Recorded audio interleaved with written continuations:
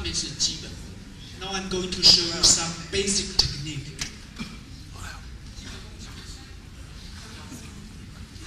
For the basic technique, there will be other emphasized here. We'll do something like ballet. Then we'll do this kind of thing.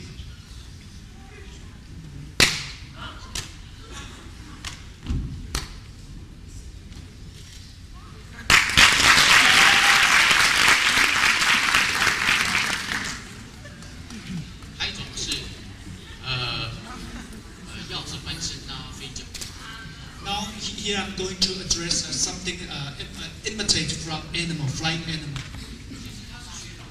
It's like eagle.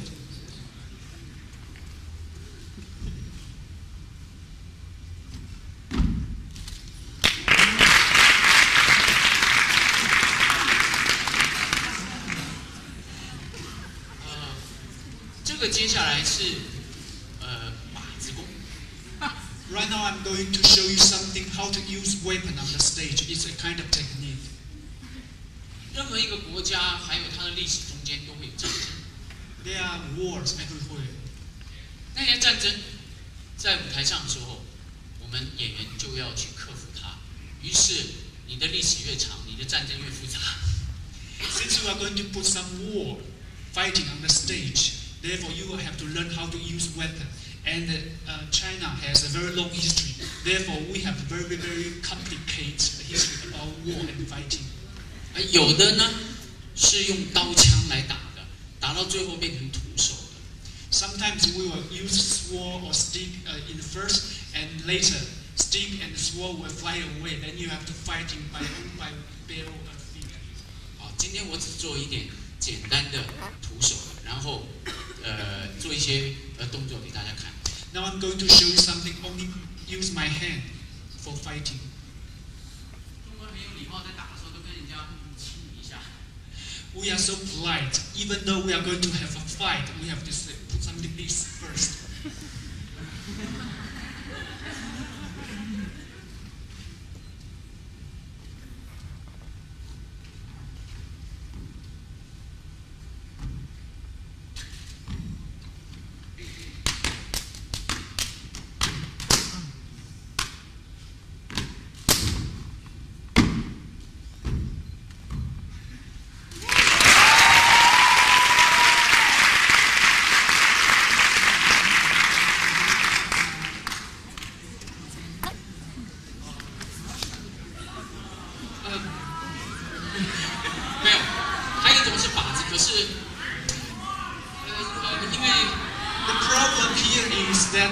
I don't have a weapon right now, but if you can give me one long stick, then I can show you something about the weapon, how to use weapon. 好，那个问题等一下再说吧。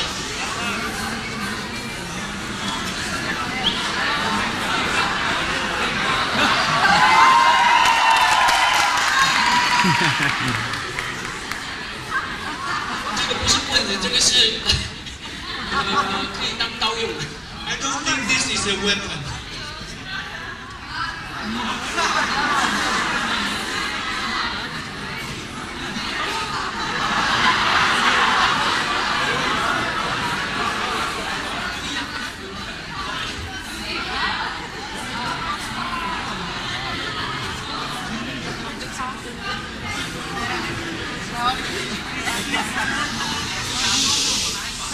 I'm pretending that I'm holding a sword.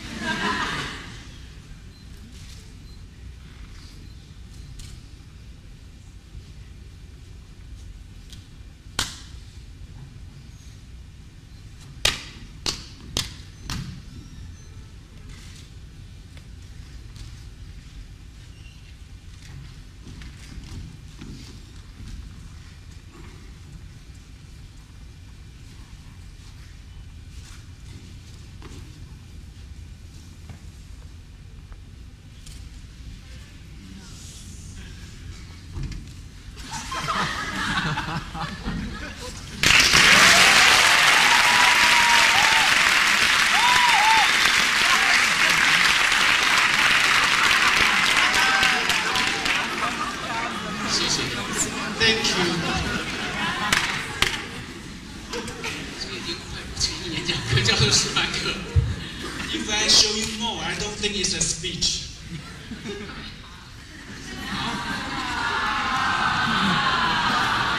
还有大菜在后头。I'm showing some really big appetites, big food, big dish for you later. 那就是我今天谈的，当代传奇曾经做了3个革命，第一个革命就已经做了很多的莎士比亚戏剧，后面大家可以看到。I will show you the very first.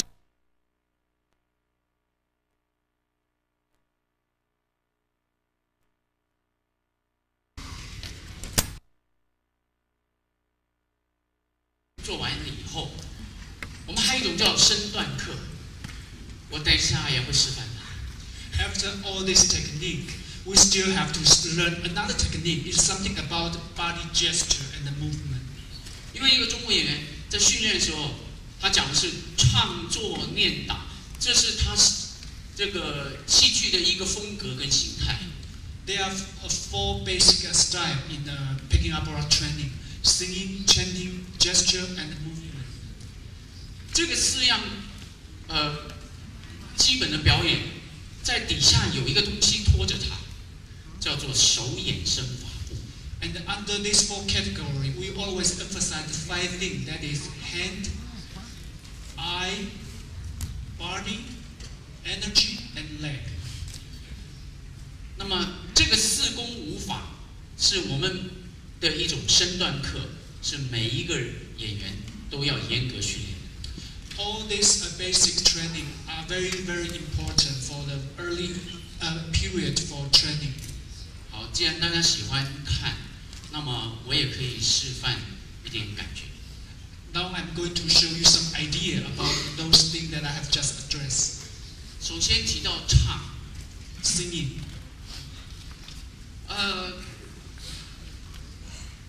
中国的表演，传统表演里面，在这个我们所有的剧本是用诗词来写出来的。All the Beijing opera or traditional Chinese theater play, they are written in a lyric way. 虽然为了让观众听得懂，所以这个诗词并不深奥。But since those playwrights want all the audience understand what they are talking about in the play, therefore the words they are using are not too complicated. 好像跟莎士比亚的剧场正好相反。And it's so different from traditional Chinese theater to Shakespeare's play. 在我的认知里面，好像读到西方的文学，英文要读到最好的时候，是要去读莎剧的剧本。For the Western world, if your English are very, very good, then you will choose to read Shakespeare's play. 但是在中国剧场里面，我们虽然讲的是诗词的剧本，可是，在我们的诗词的文学的领域里面，它是一个最低的层次。Although we use poetry in Chinese theater plays, but it's very, very easy to understand. 因为它有很多都不是文学家写的，甚至于他还不认识字。Because many playwrights, sometimes those playwrights, they don't even understand how to use words correctly. 你一定会感觉很好笑，不过它是演员剧场，它靠的是声音来传达那个字句跟这个故事跟这个人物的情感。Maybe you will feel strange about this that I'm just already addressed, but Chinese theater is a theater emphasized on actor. 我举一个例子，